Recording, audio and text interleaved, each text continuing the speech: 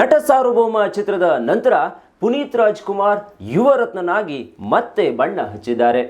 ರಾಜಕುಮಾರ ಚಿತ್ರದ ಸಕ್ಸಸ್ ನಂತರ ಪುನೀತ್ ಜೊತೆಯೇ ಇನ್ನೊಂದು ಸಿನಿಮಾ ಮಾಡುತ್ತೇನೆ ಎಂದಿದ್ದ ಸಂತೋಷ್ ಆನಂದರಾಮ್ ಯುವರತ್ನನಿಗಾಗಿ ಭರ್ಜರಿ ಸಿದ್ಧತೆಯನ್ನ ಮಾಡಿಕೊಂಡಿದ್ದಾರೆ. ಸದ್ಯಕ್ಕೆ ಟಾಕ್ ಆಫ್ ದಿ ಟೌನ್ ಆಗಿರುವ ಯುವರತ್ನ ಚಿತ್ರದ ಸ್ಪೆಷಲ್ ಅಪ್ಡೇಟ್ ಹೊಂದಿರುವ ವಿಶೇಷ ಕಾರ್ಯಕ್ರಮವೇ ಯೂತ್ ಕಥೆಯ ಯುವರತ್ನ. ಯುವರತ್ನನ ಫಸ್ಟ್ ಲುಕ್ ಪೋಸ್ಟರ್ ನೋಡಿದಾಗ ಅಪ್ಪು ಅಲ್ಲಿ ಯಂಗ್ ಲುಕ್ನಲ್ಲಿ ಕಾಣಿಸಿರುವುದು ತಿಳಿಯುತ್ತೆ. ಈ ಒಂದೇ ಪೋಸ್ಟರ್ ಅಭಿಮಾನಿಗಳಲ್ಲಿ ದೊಡ್ಡ ನಿರೀಕ್ಷೆಯನ್ನೇ ಹುಟ್ಟಿಸಿದೆ. ಆದರೆ ಕೇವಲ ಇವಿಷ್ಟೇ ಅಲ್ಲದೆ ಈ ಚಿತ್ರ ಇನ್ನೂ ಒಂದಿಷ್ಟು ವಿಶೇಷತೆಗಳನ್ನು ಒಳಗೊಂಡಿದೆ. ಅದ್ಯಾವುದು ಎನ್ನುವ ಕುತೂಹಲ ನಿಮ್ಮೊಳಗಿದ್ದರೆ ಈ ಕಾರ್ಯಕ್ರಮವನ್ನು ಪೂರ್ತಿ ನೋಡಿ.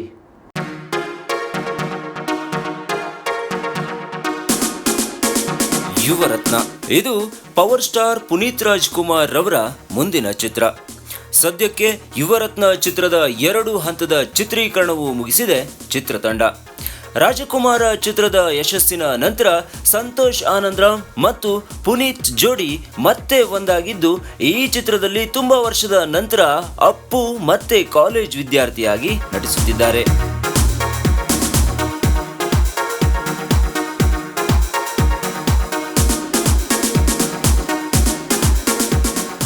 ಕೇವಲ ಕಾಲೇಜ್ ವಿದ್ಯಾರ್ಥಿಯಾಗಿ ನಟಿಸುತ್ತಿರುವುದು ಮಾತ್ರ ಈ ಚಿತ್ರದ ವಿಶೇಷತೆಯಲ್ಲ, ಬದಲಾಗಿ ನಿರ್ದೇಶಕ ಸಂತೋಷ್ ಆನಂದರಾಮ್ ಬೇರೆ ಬೇರೆ ವಿಭಾಗದಲ್ಲಿ ಈ ಚಿತ್ರವನ್ನ ಭಿನ್ನವಾಗಿಸುವ ಯೋಜನೆಯನ್ನು ಹಾಕಿಕೊಂಡಿದ್ದಾರಂತೆ.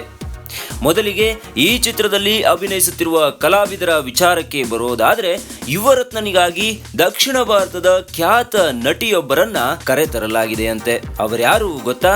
ಈ ಹಿಂದೆ ಅಂದ್ರೆ 28 ವರ್ಷದ ಹಿಂದೆ ಸ್ಯಾಂಡಲ್ವುಡ್ನಲ್ಲಿ ಬಣ್ಣ ಹಚ್ಚಿದ್ದ ತಮಿಳು, ತೆಲುಗು, ಮಲಯಾಳಂ ಭಾಷೆಯ ದಿಗ್ಗಜರ ಜೊತೆ ತೆರೆ ಹಂಚಿಕೊಂಡಿದ್ದ ನಟಿಯೊಬ್ಬರನ್ನ ಯುವರತ್ನನಿಗಾಗಿ ಮತ್ತೆ ಚಂದನವನಕ್ಕೆ ಕರೆತರಲಾಗಿದೆ. ಹೌದು, ಅವರೇ ರಾಧಿಕಾ ಶರತ್ ಕುಮಾರ್.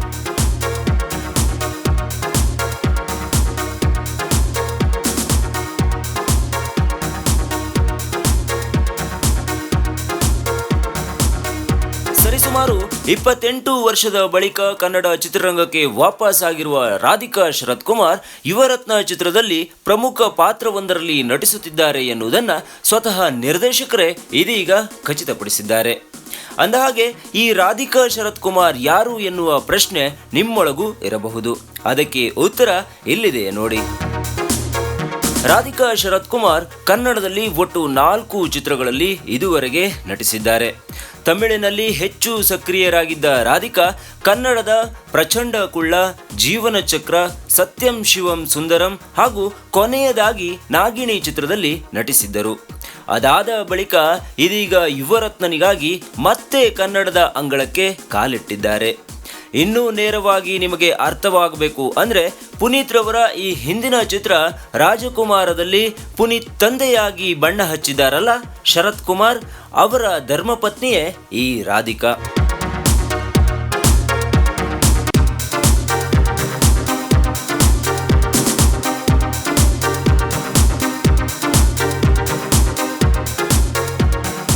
ಹಿಂದಿನ ಚಿತ್ರದಲ್ಲಿ ಶರತ್ ಬಣ್ಣ ಹಚ್ಚಿದರು, ಈ ಚಿತ್ರದಲ್ಲಿ ಅವರ ಪತ್ನಿ ಬಣ್ಣ ಹಚ್ಚುತ್ತಿದ್ದಾರೆ.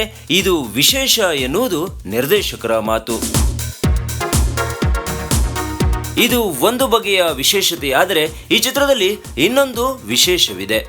ಅದೇನಪ್ಪ ಎಂದ್ರೆ, ಈ ಚಿತ್ರದಲ್ಲಿ ವಿಲನ್ ಆಗಿ ಡಾಲಿ ಧನಂಜಯ್ ಬಣ್ಣ ಹಚ್ಚುತ್ತಿದ್ದಾರೆ. ಇದು ನಿಮಗೆ ತಿಳಿದಿರುವ ವಿಷಯವೂ ಕೂಡ ಆಗಿರಬಹುದು.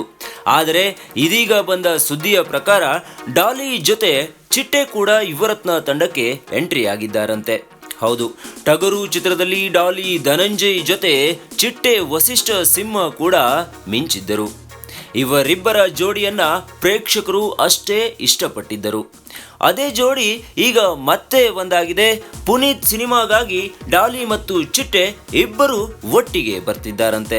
ಇನ್ನುಳಿದಂತೆ ಈ ಚಿತ್ರಕ್ಕೆ ನಾಯಕಿಯಾಗಿ ಸಯೇಶಾ ಸೈಗಲ್ ಬಣ್ಣ ಹಚ್ಚುತ್ತಿದ್ದು, ಪುನೀತ್ ರವರ ಅಭಿಮಾನಿಗಳೇ ಈ ನಟಿಯನ್ನ ರೆಫರ್ ಮಾಡಿದ್ದರಿಂದ ಇವರನ್ನೇ ಫೈನಲ್ ಆಗಿ ನಾಯಕಿಯನ್ನಾಗಿ ಮಾಡಲಾಗಿದೆ ಎನ್ನುವುದು ಚಿತ್ರತಂಡದ ಮಾತು. ಒಟ್ಟಿನಲ್ಲಿ ಪಕ್ಕಾ ಯೂತ್ ಕಥೆಯೊಂದಿಗೆ ಬರುತ್ತಿರುವ ಯುವರತ್ನ ಬಿಡುಗಡೆಯ ಹೊತ್ತಿಗೆ ಇನ್ನೆಷ್ಟು ವಿಶೇಷತೆಯನ್ನೊಳಗೊಂಡು ಬರುತ್ತಾನೋ ಕಾದು ನೋಡಬೇಕು. ಆದಷ್ಟು ಬೇಗ ಯುವರತ್ನ ತೆರೆಯಲ್ಲಿ ರಾರಾಜಿಸಲಿ, ಅಭಿಮಾನಿಗಳ ನಿರೀಕ್ಷೆಯಂತೆ ಈ ಚಿತ್ರ ಮೂಡಿ ಬರಲಿ ಎನ್ನುವುದು ನಮ್ಮ ಆಶಯ. ನೋಡಿದಿರಲ್ಲ ವೀಕ್ಷಕರೇ, ಇದು ಯೂತ್ ಕಥೆಯ ಯುವರತ್ನ ಚಿತ್ರದ ಎಕ್ಸ್ಕ್ಲೂಸಿವ್ ಅಪ್ಡೇಟ್.